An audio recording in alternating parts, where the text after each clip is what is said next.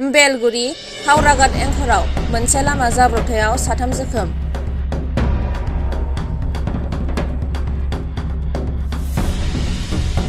कार्बि आंलं जिल्लानि हावराघाट पुलिस थानानि बेलगुरियाव मोनसे गिख्रंथाव लामा जाब्रबथाय जायो। रिपर्टारफोरनि बादिब्ला गंसे एल्ट' गारिया कन्ट्रल खोमानानै मोनसे फुख्रियाव गोग्लैहैदोंमोन। जाब्रबथायनि उनावबो सालायगिरि आरो सानै गुबुन सुबुंफोरा थांनानै थानो हादोंमोन। जाथायनि उनाव हावराघाट पुलिसआ जाथाय जायगायाव सौहैयो। मख'जाथावदि जाब्रबथायाव गोग्लैनाय एल्ट' गारिनि अनजिमाया AS01EM3159। हावराघाट पुलिसनि गोख्रै राहा लानायनि जाहोनाव गासैबो जोखोम जानायफोरखौ हावराघाट सुबुं देहा फाहामसालियाव थिसननाय जायो। धर्मेन्द्र खाख्लारिनि खौरांगिरि हावराघाट।